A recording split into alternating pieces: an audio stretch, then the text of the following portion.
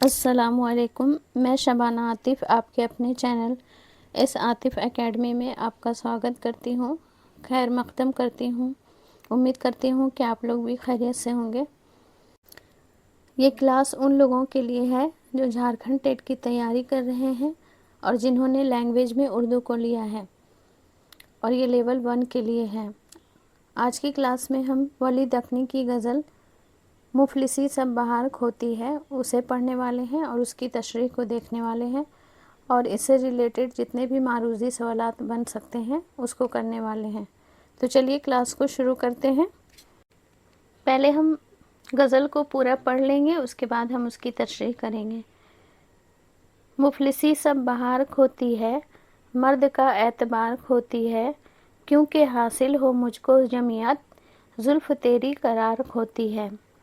ہر سحر شوق کی نگہ کی شراب، مجھ اکھاں کا خمار کھوتی ہے، کیونکہ ملنا صنم کا ترک کروں، دل بری اختیار کھوتی ہے۔ اے ولی آب اس پری روح کی، مجھ سنے کا غبار کھوتی ہے۔ پہلا شعر ہے مفلسی سب بہار کھوتی ہے، مرد کا اعتبار کھوتی ہے۔ اس شعر میں شاعر کہتے ہیں کہ غربت انسان کی زندگی سے خوشیاں اور رونقیں ختم کر دیتی ہے۔ غربت کا مطلب غریبی انسان کی زندگی سے خوشیاں اور رونقیں ختم کر دیتی ہے نا۔ غربت کے باعث لوگ اس کی عزت اور وقار کا لحاظ بھی نہیں کرتے۔ اگر انسان غریب ہے تو اس وجہ سے لوگ اس کی عزت بھی نہیں کرتے ہے نا، اس کا لحاظ بھی نہیں کرتے، اور اس کی سماجی حیثیت کم ہو جاتی ہے، یعنی سماج میں اس کی عزت کم ہو جاتی ہے۔ یہ حقیقت ہے کہ دنیا اکثر امیر کو عزت دیتی ہے اور غریب کو کمتر سمجھتی ہے، اور یہ سچائی بھی ہے کہ سماج میں جن کے پاس پیسہ ہوتا ہے سماج اسے عزت بھی دیتی ہے، عزت کی نگاہ سے دیکھتی ہے، اور جن کے پاس پیسہ نہیں ہوتا ہے، جو غریب ہوتے ہیں، اسے اتنی عزت، اسے اتنی بھاؤ نہیں دیا جاتا ہے۔ مرکزی خیال ہے اس شعر کا کہ غربت انسان کی خوشیاں اور عزت چھین لیتی ہے۔ آگے چلتے ہیں۔ اس غزل کا دوسرا شعر ہے کیونکہ حاصل ہو مجھ کو جمعیت، زلف تیری قرار کھوتی ہے۔ جمعیت کا مطلب ہوتا ہے سکون، چین ہے نا۔ اس کی تشریح دیکھ لیتے ہیں۔ شاعر محبوب کی زلفوں کی تعریف کرتے ہوئے کہتا ہے کہ اگرچہ مجھے دل کا سکون میسر ہو، مگر تمہاری گھنی اور دل فریب زلفوں کو دیکھ کر میرا قرار ختم ہو جاتا ہے۔ محبوب کا حسن دل کو قرار دیتا ہے اور عاشق کو سکون نہیں لینے دیتا۔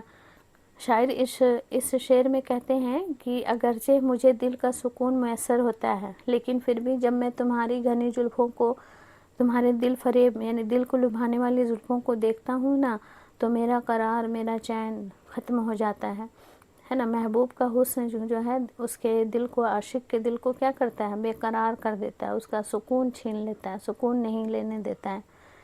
کل ملا کر اس شعر کا مرکزی خیال یہ ہے کہ محبوب کا حسن جو ہے عاشق کے سکون کو ختم کر دیتا ہے۔ آگے دیکھتے ہیں اگلا شعر کیا ہے۔ شعر نمبر ہر سحر شوق کی نگہ کی شراب، مجھ اکھاں کا خمار کھوتی ہے۔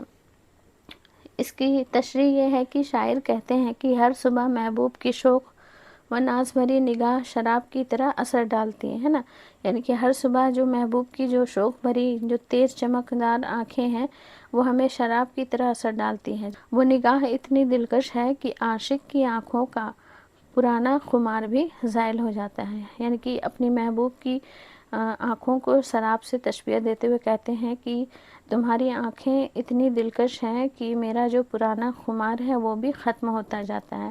محبوب کی ایک نگاہ جو ہے عاشق کی تمام کیفیتوں پر غالب ہو جاتی ہے۔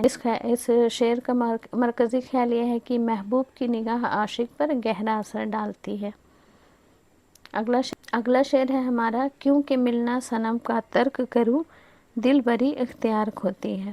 تشریح ہے کہ شاعر اس شعر میں کہتے ہیں کہ اگر محبوب سے ملاقات ترک کر دی جائے، یعنی کہ محبوب سے ملنا چھوڑ دیا جائے، ترک کا مطلب ہوتا ہے چھوڑ دینا، تو محبت کی دلکشی اور حسن باقی نہیں رہتا، یعنی کہ محبت میں جو اٹریکشن ہوتا ہے، اس کی جو خوبصورتی ہوتی ہے وہ ختم ہو جاتی ہے، وہ باقی نہیں رہتا ہے۔ وصال ہی عشق کو تازگی اور زندگی بخشتا ہے، یعنی کہ محبت میں ملنا ہی عشق کو کیا کرتا ہے؟ تازہ رکھتا ہے اور عشق کی زندگی بھی بخشتی ہے، عشق کو زندگی بھی بخشتا ہے نا، جبکہ جدائی عشق کو کمزور کر دیتی ہے، یعنی محبت میں اگر جدائی آ جائے تو وہ عشق کمزور ہو جاتا ہے۔ کل ملا کر اس شعر کا مرکزی خیال یہ ہے کہ وصال عشق کو زندہ اور پرلطف رکھتا ہے۔ شعر نمبر 5 ہے، اے ولی آب اس پری روح کی مجھ سنے کا غبار کھوتی ہے، یعنی کہ اس شعر میں شاعر جو ہے اپنے تخلص کے ساتھ کہتے ہیں کہ اس پری جیسی حسین محبوبہ کا دیدار اس کے دل سے غم، تھکن اور فکروں کا بوجھ ہٹا دیتا ہے۔ محبوب کا حسن عاشق کے لیے راحت و سکون کا ذریعہ ہے جو زندگی کے دکھوں کو کم کر دیتا ہے۔ یہ شعر جو ہے تخلص ہے، کیونکہ شاعر اس میں اپنا نام، اپنا تخلص استعمال کر رہے ہیں۔ اس شعر میں شاعر کہتے ہیں کہ پری جیسی حسین محبوبہ کو دیکھنے سے کیا ہوتا ہے، اس کے دل کا جتنا بھی دکھ ہوتا ہے، غم ہوتا ہے، فکر ہوتا ہے، سب بوجھ ختم ہو جاتا ہے نا۔ محبوب کا حسن ہی عاشق کے لیے راحت اور سکون کا ذریعہ بن جاتا ہے۔ وہ جیسے ہی اپنے محبوب کو دیکھتا ہے اس کی ساری تکلیفیں دور ہو جاتی ہیں، ہے نا، اس کی زندگی کے دکھوں کو کم کر دیتا ہے۔ اس شعر کا مرکزی خیال یہ ہے کہ محبوب کا حسن شاعر کو روحانی سکون عطا کرتا ہے۔ تو چلیے اب ہم ان سے ریلیٹڈ جتنے بھی معروضی سوالات بن سکتے ہیں اس کو کرتے ہیں۔ سوال نمبر 1 ہے کہ ولی کا اصل نام کیا تھا؟ علی محمد، ولی محمد، کاظم علی، احمد علی۔ تو ہمارا صحیح جواب ہے آپشن بی، ولی محمد۔ ولی کا لقب کیا تھا؟ غیاث، فخر الدین، شمس الدین، علیم الدین۔ تو ہمارا صحیح جواب ہے آپشن سی، شمس الدین، ہے نا، لقب ہے یہ، تخلص ان کا ولی ہی تھا لیکن لقب تھا ان کا شمس الدین، یہ دھیان رکھیے گا۔ سوال نمبر 3 ہے ہمارا، ولی کے والد کا کیا نام تھا؟ شریف محمد، علی محمد، سید عباس مرزا اور ان میں سے کوئی نہیں۔ تو ہمارا صحیح جواب ہے شریف محمد، آپشن اے۔ ولی نے دہلی کا سفر کب کیا تھا؟ 1719 عیسوی میں، 1709 عیسوی میں، 1721 عیسوی میں، 1700 عیسوی میں۔ تو ہمارا صحیح جواب ہے آپشن ڈی، 1700 عیسوی میں۔ سوال نمبر 5 ہے، مندرجہ ذیل میں کس کا دیوان آنے سے دہلی میں اردو شاعری کا باقاعدہ آغاز ہوا؟ قلی قطب شاہ، ولی، غواثی، عبداللہ قطب شاہ۔ تو اس کا صحیح جواب ہے ولی، آپشن بی۔ سوال نمبر 6 ہے، ولی نے دہلی کا سفر کتنی مرتبہ کیا؟ 2، 1، 5، 4۔ تو ہمارا صحیح جواب ہے آپشن اے، 2۔ سوال نمبر 7 ہے، ولی کا ادبی چشمک کس سے تھا؟ ادبی چشمک کا مطلب ہوتا ہے دونوں میں آپس میں بنتا نہیں تھا، دونوں کے خیالات جو ہے ایک دوسرے سے بالکل الگ رہتے تھے اور دونوں میں 36 کا آنکڑا رہتا تھا۔ تو ولی کا ادبی چشمک کس سے تھا؟ غواثی، فراقی، محمد قلی یا انوری۔ تو ہمارا صحیح جواب ہے آپشن بی، فراقی۔ سوال نمبر 8 ہے، ولی کو اردو شاعری کا کہا جاتا ہے؟ برنارڈ شاہ، چاصر، ٹامس گرے، ان میں سے کوئی نہیں۔ تو ہمارا صحیح جواب ہے آپشن بی، چاصر۔ ولی کو اردو شاعری کا چاصر کہا جاتا ہے۔ سوال نمبر 9 ہے، اردو شاعری میں کون ایک پل کی حیثیت رکھتے ہیں؟ قطب شاہ، امیر خسرو، ولی، انوری۔ تو ہمارا صحیح جواب ہے آپشن سی، ولی۔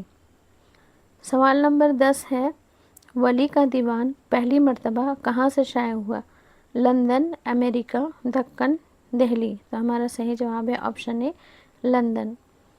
سوال نمبر 11 ہے، ان میں سے ولی کی مثنوی ہے؟ در صفت انبا، در تعریف شہر صورت، در و صف جوہر، در تہنیت عید۔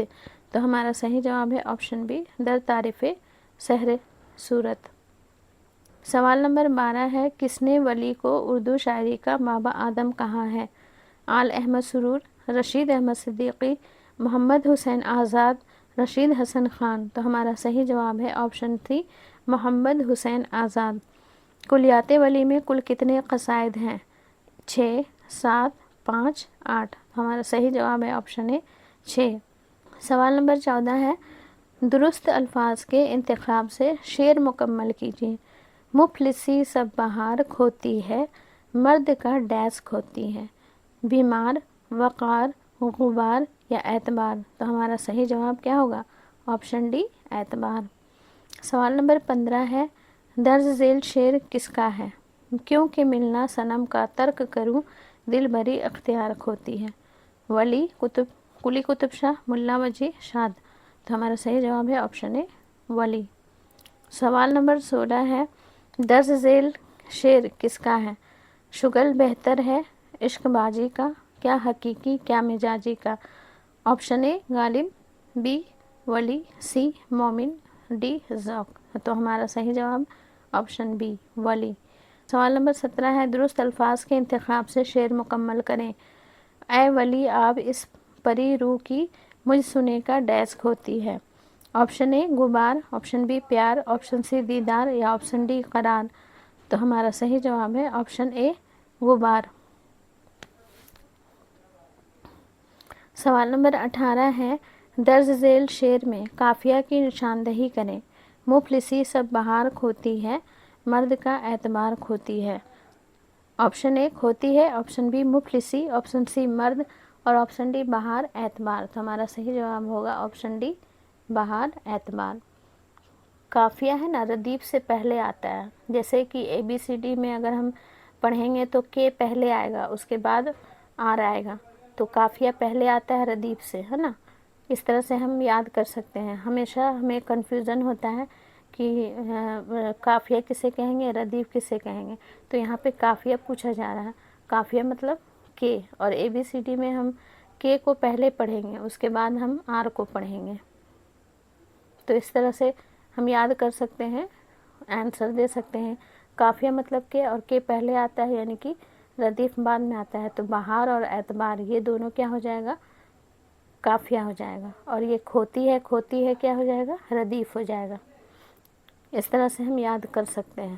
اگر کنفیوژن ہوتا ہے تو اگر یاد ہے، آپ یاد ہو جاتا ہے آپ لوگوں کو تو بہت اچھی بات ہے، لیکن اکثر کنفیوژن ہو جاتا ہے، اس لیے ہم اس طرح سے یاد کر سکتے ہیں ٹرک لگا کر کے۔ سوال نمبر 19 ہے کہ ولی کی پیدائش کب ہوئی؟ 1650 عیسوی میں، 1611 عیسوی میں، 1668 عیسوی میں، 1612 عیسوی میں۔ تو آپشن کے اکارڈنگ ہم ماریں گے، کہیں کہیں 1667 بھی رہتا ہے، یہاں پہ 68 دیا ہوا ہے، تو ہم آپشن سی کو ماریں گے۔ سوال نمبر 20 ہے، ولی کا انتقال کب ہوا؟